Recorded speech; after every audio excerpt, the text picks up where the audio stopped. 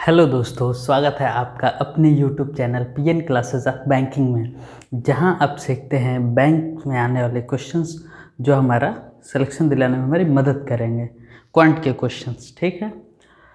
देखिए, आज का जो माहौल है, जो कॉम्पिटिटिव माहौल है, उसमें वैकेंसीज दिन प्रतिदिन घटती जा रही हैं। वैकेंसीज दिन प्रतिदिन घटती जा रही हैं, लेकिन कॉम्पिटिटर्स बढ़ते जा रहे हैं। कॉम्पिटिटर्स क्यों बढ़ रहे हैं? मान लीजिए जितने ज़्यादा लड़कों को एक बैच को आगे निकल जाना चाहिए था, अगर वो रुक गए, उसमें से कुछ बच्चे भी, तो आपका कंपटीशन और टफ हुआ ना। टफ हुआ ना। नया बैच भी आ रहा है, पुराने वाले भी पहले से ऑलरेडी हैं। अगर वैकेंसी आती तो उतने निकलते जाते, उतना भीड़ कम होता जाता। इससे वैकेंसी, भाई पहली बार में ऐसा तो है नहीं कि यहाँ एक बार आदमी आया, तैयारी किया, नहीं हुआ, छोड़ के चला गया। ऐसा तो है नहीं यहाँ पे। यहाँ तो ये है कि भैया हम आए हैं तो सिलेक्शन लेंगे तभी जाएंगे। ज़्यादातर लोगों की मेंटालिटी यही होती है, तो वो लगे रहते हैं 3 अटैम्प्ट, 4 अटैम्प्ट, 5 अटैम्प्ट, और सही भी है, क्यों ना लगे भाई। जब एक बार आप गवर्नमेंट, क्या कहा जाता है आज हमारे इधर यूपी बिहार में, ये कहा जाता है कि भगवान से मुलाकात हो जाएगी लेकिन सरकारी नौकरी से नहीं होगी। ऐसा एक मतलब इसका वो बना हुआ है, परसेप्शन बना हुआ है। आप सोचिए लोगों के अंदर क्या इसके प्रति भावना है, कितनी बड़ी चीज़ है। तो लगे भी रहते हैं लोग, लेकिन ये भी फैक्ट है कि सबका तो होता नहीं है। फैक्ट है ना, ये सबका तो नहीं होता है भाई। हर कोई तो सरकारी नौकरी नहीं कर रहा है ना, कुछ गिनती के लोग ही कर रहे हैं।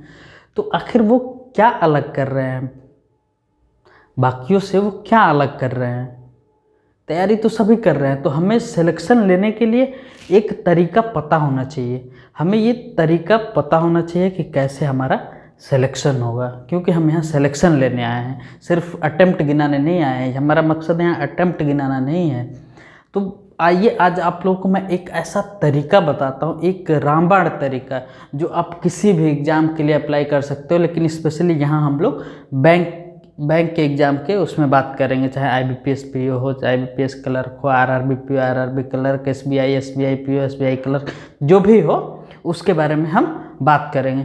तो एक एनालिसिस होती है, उसको बोलते हैं SWOT एनालिसिस, स्वॉट एनालिसिस।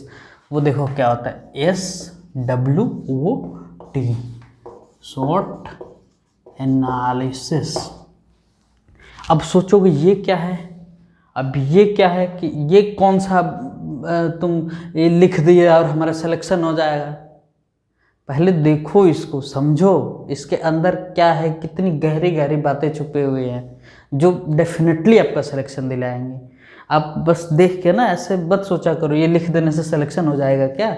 अब इसके अंदर देखो क्या चीज़ें हैं। शॉर्ट एनालिसिस, इसको आप लोग एक बार पढ़ लो, फिर देखो मैं इसको बाइफरकेट करता हूँ, उसके बाद समझाता हूँ। एकदम डेफिनेटली सिलेक्शन होगा आपका अगर इसको आप फॉलो किए तो। इसका मतलब है आपका यहाँ पे स्ट्रेंथ। W का मतलब है वीकनेस। O का मतलब है अपॉर्चुनिटी, और T का मतलब है थ्रेट, जिसको हम यहाँ पे कह सकते हैं ताकत, कमजोरी,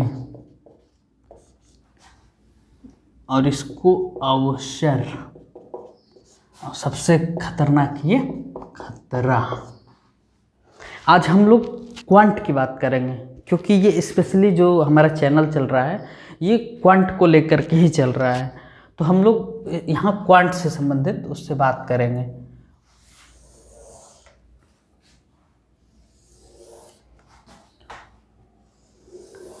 अगर आप लोग को ये एनालिसिस अच्छी लगेगी तो बाकी फिर और सब्जेक्ट के लिए भी करा दिए जाएंगे, चाहे वो रीजनिंग हो, GS हो, आपका इंग्लिश हो, कंप्यूटर हो, जो भी हो। पहले इसको समझ लेते हैं, ये है क्या चीज़, ये है क्या चीज़, ऐसी क्या चीज़ है कि जिसके बिना हमारा काम नहीं चल रहा था, इसके बिना हमारा गुजारा नहीं हो रहा था, कि बिना इसके जाने हमारा सिलेक्शन नहीं होगा। तो सबसे पहले ये देखते हैं, आपके जितने भी टॉपिक हैं बैंक में, उसमें आपकी कहीं ना कहीं पकड़ बहुत अच्छी होगी। कहीं ना कहीं अगर आप तैयारी कर रहे हैं, अगर नए भी हैं, तो आपकी किसी न किसी में पकड़ बहुत अच्छी होगी। अगर नए हैं उनके लिए तो बहुत फ़ायदेमंद है। जो पुराने हैं उनको अब इस चीज़ को देख के समझ के अपने तरीक़ों को बदलना है। जो नए हैं वो तो बिल्कुल अब इसी तरीके से करना शुरू करें। तो जो तैयारी कर रहे हैं उनको पता है कि मेरी स्ट्रेंथ कहाँ है। तो जैसे एक सबसे छोटा टॉपिक होता है सिंप्लीफिकेशन, ठीक, ये 5 मार्क्स का आता है। सिंप्लीफिकेशन 5 मार्क्स का आता है। चलो ये आपकी स्ट्रेंथ हो गई। दूसरा आप कौन सा ले लिए, आप 5 नंबर में क्वाड्रेटिक इक्वेशन ले लिए। Quadratic equation 5 number sure shot आप यहाँ से भी निकाल लेते हैं। उसके बाद आपका टाइम एंड वर्क, सबका फेवरेट, ठीक, 1 नंबर यहाँ से भी आ गया।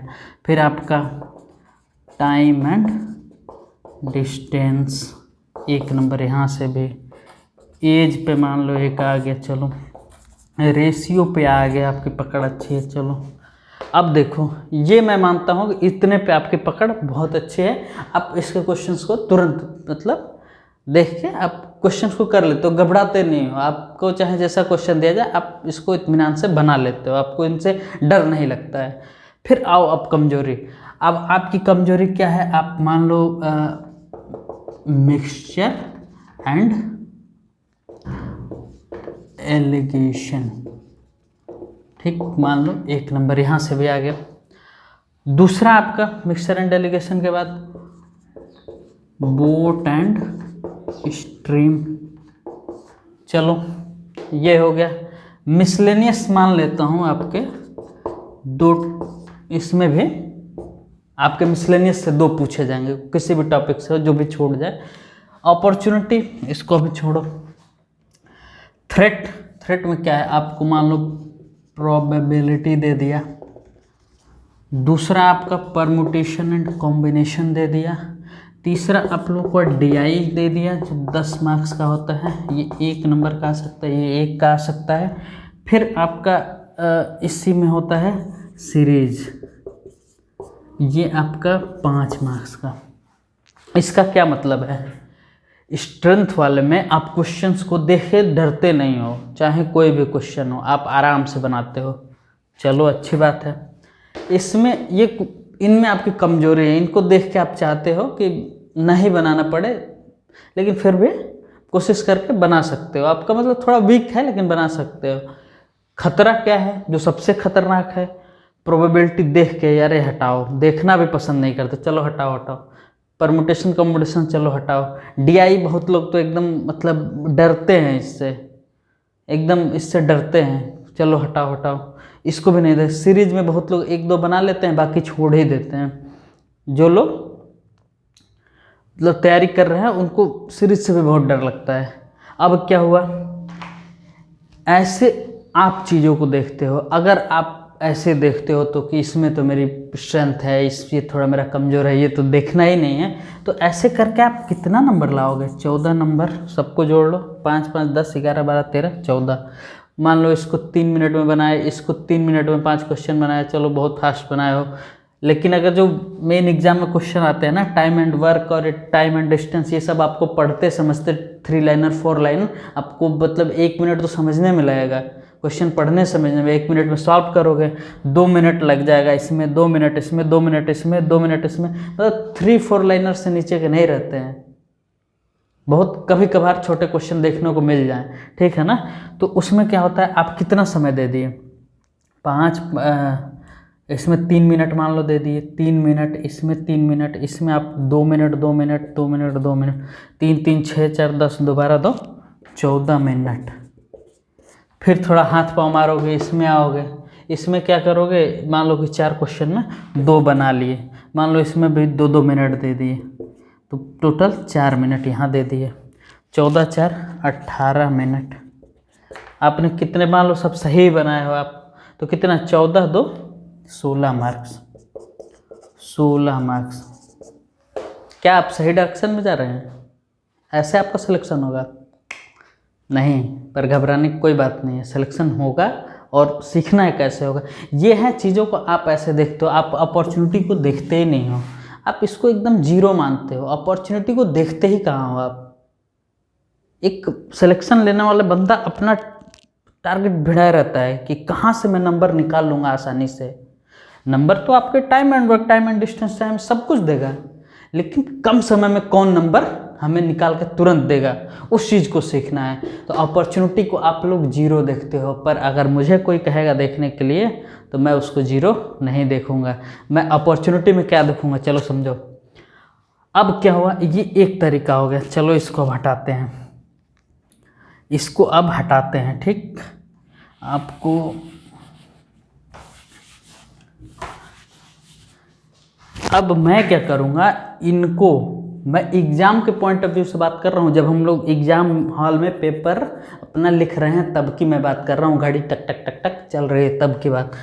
तो ये जो सारे टॉपिक है ना, ये मेरे लिए थ्रेट समझ आएंगे। यही सब तो आता था, इसको खतरे वाले में डाल दिया। क्या करें, छोड़ दें इसको, ना पढ़ें? मैंने ये नहीं बोला है कि आपको छोड़ना है, ये नहीं बोला कि इसकी तैयारी नहीं करनी है।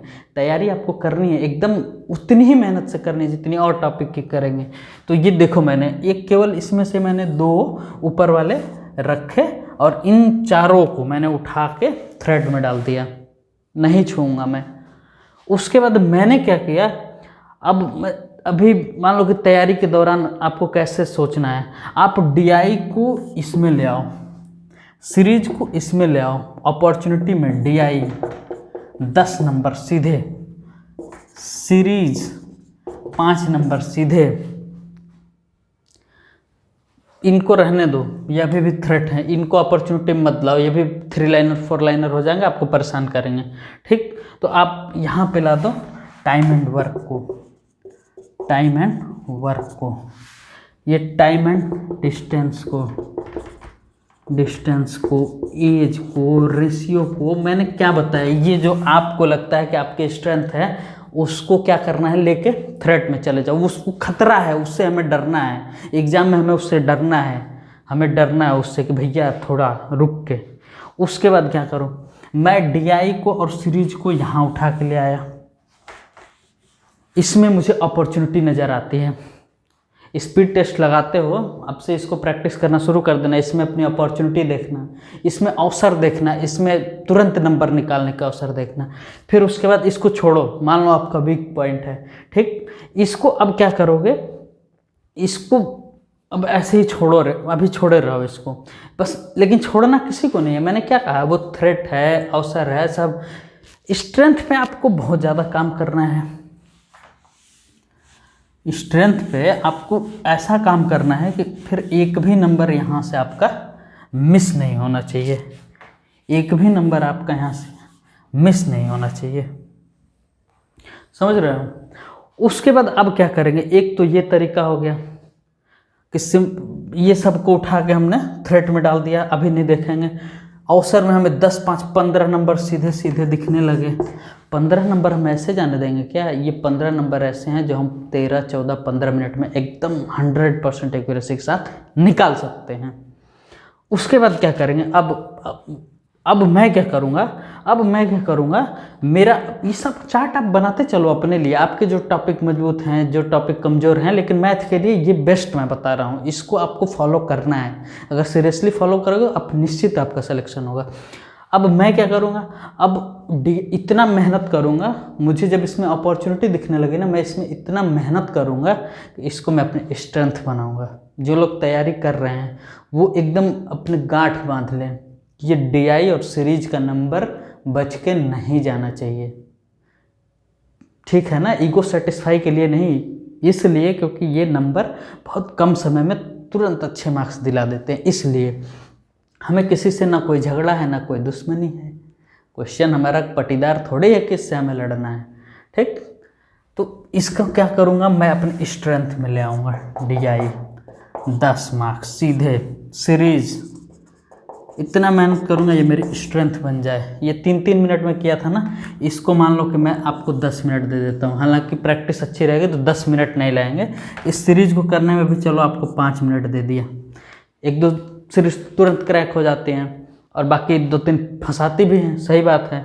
तो मान लो इसमें भी 5 मिनट दे दिया आपने, कितने मिनट, टोटल लगा दे, 3 3 6, 6 और 10, 16 5 21, 21 मिनट में अगर आप 25 मार्क्स 100% एक्यूरेसी के साथ लाते हो तो ये कहीं से ख़राब नहीं। अभी ये पूरा नहीं हुआ है। अब मैं ये जो कमज़ोरी है ना भाई साहब, कमज़ोरी तो छोड़ना ही नहीं है, कमज़ोरी तो छोड़ना ही नहीं है। और जब ये यहाँ आ गए तो अपॉर्चुनिटी फिर खाली हो गई। अपॉर्चुनिटी कभी जीरो नहीं होती, लास्ट स्टेज है ये। अपॉर्चुनिटी कभी जीरो नहीं होती, ये कभी जीरो नहीं हो सकती। अब हम क्या करेंगे, जितने आपको थ्रेट दिख रहे थे ना अब तक, जितने थ्रेट दिख रहे थे जो यहाँ वाले भी थे, mixture allegation, boat and stream, जो आपको लग रहे थे बड़े कठिन, वीक हैं आप उनमें, अब सबको उठा के हम यहाँ पे रख देंगे। चाहे वो प्रोबेबिलिटी हो, चाहे परमुटेशन एंड कॉम्बिनेशन हो, टाइम एंड वर्क हो, टाइम एंड डिस्टेंस हो, फिर उसके बाद आपका एज रेशियो, आपका एज रेशियो, और आपका कुछ बचा, जो भी बचा मान लो मिसलेनियस, उसमें सब उसको डाल दो। इस कॉलम को करो खाली। हमारी अपॉर्चुनिटी कभी जीरो नहीं हो सकती, अपॉर्चुनिटी कभी जीरो नहीं हो सकती। हमने यहाँ पे 25 मार्क्स का काम कर लिया। अब हम क्या करेंगे, 1 से 2 मिनट में फटाफट क्वेश्चन को देखते जाएंगे। अगर बहुत बड़े बड़े लंबे चौड़े क्वेश्चन देख रहे हैं ना, प्री में जब आपको 3-4 लाइनर दिख रहा है ना, तुरंत स्किप करो। आप क्वेश्चन को बना सकते हो, ऐसा नहीं आप बना सकते हो, लेकिन नहीं बनाओगे। क्यों नहीं बनाओगे? क्योंकि उसको पढ़ने में भाई साहब आप 1 मिनट बर्बाद कर देंगे, समझने में कुछ समय लगेगा, सॉल्व करने में कुछ लगेगा, टोटल आपका 2 मिनट समय बर्बाद हो जाएगा। और इतना टाइम नहीं है। 2 मिनट अगर मैं रीजनिंग में ले जाके दे दूंगा तो 2 मिनट में मैं 3 नंबर लेके आऊँगा। ये स्ट्रैटेजी होनी चाहिए। तो इसलिए अपॉर्चुनिटी को एकदम तुरंत स्किप मार के आप जो क्वेश्चन छूटे हुए हैं तुरंत स्किप करके देखेंगे। जो छोटा क्वेश्चन है ना, जो सिर्फ छोटा है, 1 लाइन 2 लाइन में है, तुरंत उसमें देखेंगे कि हमारी अपॉर्चुनिटी वाले लिस्ट में इसमें से हमने सारे टॉपिक पे काम किया हुआ है। किसी में से भी आएगा तुरंत अपना देखेंगे। एज वाला अच्छा छोटा क्वेश्चन मिल गया, तुरंत मार दिए, 1 नंबर यहाँ से निकाल लिए। रेशियो में अगर कोई ऐसे ही दिख गया, 1 नंबर यहाँ से निकाल लिए, 2 नंबर और जुड़ गया। 25 + 2 कितना, 27 मार्क्स। अगर अच्छी एक्यूरेसी रही ना तो इससे ज़्यादा ही नंबर आएंगे, 27+ ही आएंगे आपके, 27+ ही आएंगे। अरे भाई साहब 35 में आप 27 पा जाते हो। 35 नंबर का ही तो क्वांट है। क्वांट कितने का है? 35 नंबर का है। उसमें 27 आपको कम लग रहा है क्या? अगर आप 25 भी पाते हो ना, आप कंपटीशन में आप लीड ले चुके हो, कंपटीशन में लीड ले चुके हो। अब समय बर्बाद नहीं करना, बिल्कुल भी नहीं। ये आपका सब मिला जुला के 10 नंबर का है, ये सब मिला जुला के 10 नंबर का। अगर इनको करने के चक्कर पड़े ना तो अगर एवरेज 2 मिनट भी लगा दिया जाए तो आपको 20 मिनट उसमें गया, और आपने यहाँ 21 मिनट में 25 मार्क्स निकाल दिए। हम क्यों इसको करें? हमें तो कट ऑफ क्लियर करना है। सेक्शनल तो यहाँ क्लियर हो ही गया अगर इतने अच्छे मार्क्स आ गए तो। उसके बाद हमें क्या, फाइनल कट ऑफ पे निकालना है। फाइनल कट ऑफ निकालना है, उसका क्या मतलब है कि हम इन सब चक्करों में नहीं पड़ेंगे। हमें अब ओवरऑल नंबर से मतलब है कि हमारे सेक्शनल भी पार हो जाए, हमारा ओवरऑल भी पार हो जाए, यही मतलब है ना। तो तुरंत हम क्या करेंगे, दूसरे सेक्शन पे स्विच करेंगे। उनकी जो ऐसे है ना, अपनी स्ट्रेंथ वीकनेस, ये सब तैयारी के दौरान आपको सब क्लियर करने पड़ेंगे। ये सब एग्जाम में बैठ के क्लियर नहीं करोगे, या अपनी तैयारी में आप स्पीड टेस्ट दोगे, सब कुछ लगाओगे, उसी में आप अपना क्लियर करोगे कि कौन सा मेरा स्ट्रेंथ है, वीकनेस है, कहाँ अपॉर्चुनिटी है, कहाँ थ्रेट कुछ नहीं होता है। सब पे अपनी पकड़ मजबूत रखो और सबको अपॉर्चुनिटी में डाल दो। सबसे पहले अपने स्ट्रेंथ से निकालो। कमजोरी और थ्रेट हमें कोई डरने की ज़रूरत नहीं है, यहाँ कोई कमजोरी का जगह नहीं है, ठीक है ना। सब अपॉर्चुनिटी में आ गया, हल्के फुल्के सब की तैयारी कर। ये मत सोचो कि ये सब हमें छोड़ने की ज़रूरत है, क्योंकि अगर आपने रेशियो, परसेंटेज, ये सब जो टॉपिक है ना, रेशियो, परसेंटेज, प्रॉफिट लॉस, ये सब आपके सब इसमें यूज होने वाले हैं। DI में, आपके DI में सब यूज होने वाले हैं। आपको छोड़ना बहुत महंगा पड़ सकता है, आपको सब पे पकड़ होनी चाहिए।